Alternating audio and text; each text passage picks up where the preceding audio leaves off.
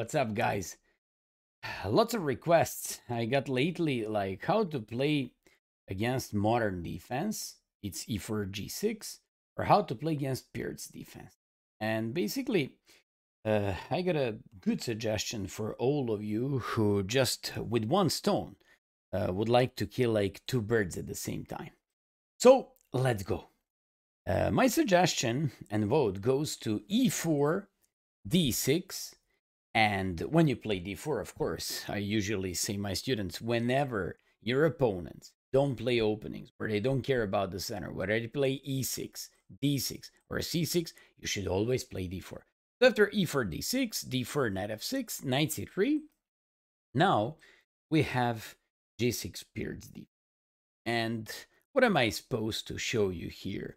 I want to teach you, and I want to show you the bishop e3 line, where you'd like to do some sort of like 150 attack, or things similar to the London attack and English attack against the Sicilian system.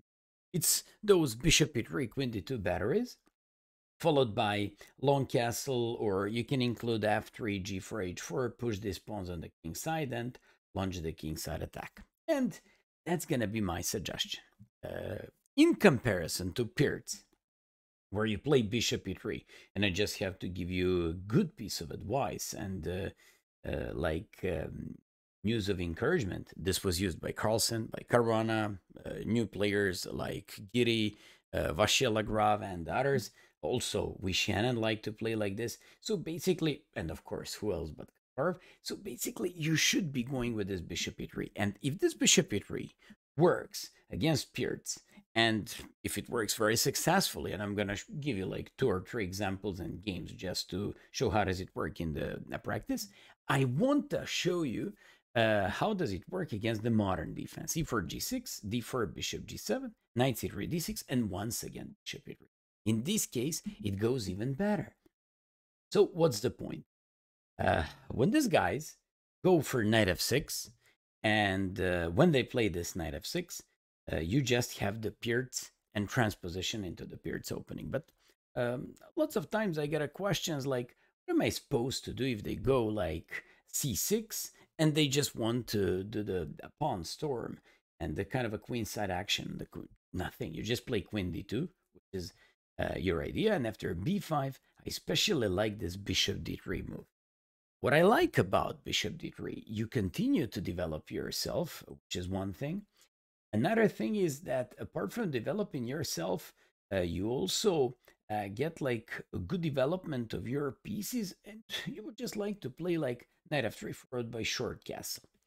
When they play knight f6, and most of these guys will sooner or later do that. Those who don't do that, like knight d7, you play knight f3, look at this logical development. They go, for example, bishop b7 or queen c7, you go castles, and you just do this bishop h6 as soon as you can do that. Why is that so important? Because initially, removing the dark square bishop around the king, you're just launching the kingside action and attack. And here, Wesley saw, for example, a couple of times, and I believe reigning US champion, they just go with this bishop h6, followed by the knight e2. What is so special about this knight e2? Your knight on c3 was doing nothing. It was limited by the pawns on c6, 5, and now rerouting this knight on g3, you just go into the kingside action. So after c5, c3, the flexibility of the pawn chain, if they take, you have c takes d4, and when they go with like c4, bishop c2, bishop b7, knight g3, this is an ideal setup. You have knight on g3, you have knight on f3, you have bishop h6 just in time, bishop on c2 keeps controlling and defending e4. I like it a lot. After e6, rook a to e1, like all systems are ready to go for the attack. And something that I very much like in this game was knight h4. I was very surprised when I saw this game for the first time. And I haven't seen so many times this idea of the knight h4, but I like it. Because when you play bishop g7 and queen g5, now they can never play h6, even though they have 2 pawns, because you will always have knight f5. And after knight f5, mate is inevitable afterward. Just like you see in the game was queen d8, f4, and now you just do all in and do the pawn storm on the king side, and the mate should be inevitable. Those who instead of knight d7 and more of a flexibility go for knight f6, I'm just explaining these modern systems with c6 and b5. So those who do that, you instantly go with the bishop h6. Instantly. You don't want to wait. They go castle. You always have two options. To take on g7 and then play f4, building up a strong center. Afterwards, you want to play knight f3 and e5. Or you don't want to take on g7 immediately, but you go for h4. Here, I'd like to remind all of you on one Kasparov's idea. So when you play h4, whatever they do, for example, you play h5, and they can never touch and take on h5 because you play rook h5, followed by queen g5, checkmate. Think about these ideas. It's very nice. So when they play bishop h6, if they take, and if they haven't committed themselves with a castle, I want to show you one very nice example. The guy played queen a5 to push b4. White just plays knight f3, continues with his defense. The guy played b4, knight e2, and said, okay, any b3 you face with c3. And this guy probably said, okay, b3, c3, bishop a6. I managed to create something and to exchange some pieces and to be relatively close to equalize here. The guy captured, pushed the pawn to e5 and threatened this knight. And after knight e4, played queen e3. He threatened the knight on e4. Now the guy played e5 and he played short castle. Ideal development. A takes b3 threat, has to take on a2 and played knight g3. Remove your knight in the center. He has to take, open the f file. When the guy played c5, out of complete desperation, captured on c5, connected his pawns with b4, played rook f2, grabbed this pawn, and afterwards he had ideas. Open a file and attack on the a7 pawn. He had queen h6, knight g5. He had these two connected pawns on c5 and b4. White was completely winning and soon after won the game. If these are the ideas of playing against the modern defense, when they delay this with c6 and they don't play knight f6 straight away, those who after bishop a3 play knight f6, or those who play e4 d6, d4 knight f6, knight c3 g6, bishop a3, bishop g7, you just play queen d2. What's the point about this one? When you play queen d2, they don't have two possibilities. To go once again with straight castle, which leads to very big problems for you. You shouldn't panic. Knight g4 is not going to give you any harm. You just play bishop g5, hide your bishop like this. You'd now threaten h3 followed by f4, so they got to go g5. And here, I've seen so many games, but White just has a great game. They just, like created lots of weaknesses on the king side and on the pawn structure, and this looks good. Apart from this, instead of knight g4, they can go castle. If they go castle, you immediately should kill the guys. Castle long, c6, normal. They want to play b5, b4 to attack the pawn center and the pawn on e4. You play bishop h6. You shouldn't ever hesitate with this move. b5 and now f3. Now they have two moves, b4 or queen a5. I'm going to show you like one example in both cases, just to show you that even though it looks like kind of scary or double-edged, it's not. So look at this. They go b4. You just move your knight back here. If they play a5, it's too late. It's too slow, and you just go with the h4, h5, and I already told you, they can never take on h5 because of rook h5 idea. They go queen a5. Looks like the a2 is hanging. Not looks like, it is hanging. King b1 and bishop e6.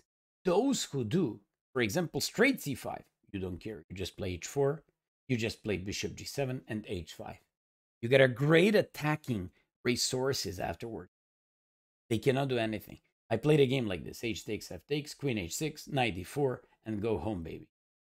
You just have an amazing attack along the h file, bishop c4 ideas, and so on. If they play bishop e6, they threaten on a2. You play knight c1, knight bd7, h4, knight b6, and just when you think like this might look kind of dangerous because of bishop c4 ideas or knight a4, knight b8, or rook b8, Ivan Šarić, European champion, played h5, And after bishop h6 and rook a b8, just because he wants to play knight a4, knight c3, now knight b3, and stops everything. Bishop b3, c takes, and no more chances to defend. Played knight h3, knight g5, and won the game afterwards because he wanted to unleash through the center e5 attack or h takes g6. He won the game like this. Took on h7, played queen g6, took on f6, and won the game. And finally, those who instead of straight before play queen a5, they just try to be and pretend a little bit smarter, like let's go and threaten before queen a2. You just have to say, I don't care. I don't give a damn. So you play h4. They go b4, you play knight b1. Pretty surprising that you give up the pawn on a2 and you don't care. They take on a2. Who cares? h5. I'm going to repeat, just because of all of you, just to become familiar with his ideas. With the bishop on h6, when the file is open and when they don't have a possibility to stop queen g5, you always can sack the rook and play queen g5 with checkmate. They went for the knight bd7, bishop g7, king g7, g4, knight b6, and the last thing that you have to stop, just like previously had to do with the knight b3, here you just have to do with b3. No more knight a4. Knight c4 is anyways impossible. Bishop e6, bishop d3, played h6, and for the rest of the game, he managed to win this game because this guy had a weak king, terribly placed rook on h8. You have to keep in mind that even black moves were kind of ideal after they captured on a2. And the games that I just showed you, those are correspondence games. And those are not some random patzers who don't know what do they do. They're actually following computer suggestions. And finally, those who play queen a5, h4, b4, knight b1, and decide like, this guy is either bluffing or he knows what he's doing, and I'm not going to take it. And they play knight bd7, you just say, but man, I told you, I don't care. Queen a2, bishop g7, g4, and you just go with this type. Any knight b6 you oppose with the b3, with a beautiful restriction of the knight on b6. Any e5, you just go d takes and take on d6. If in case of d takes, you just take on g6, queen h6, b3, followed by bishop c4. This is a very unique and universal approach against both Pirc and modern defense. Hope you enjoyed in this relatively short presentation of this unique system, and hopefully you're going to have even more success with it. Thank you so much. See you next time.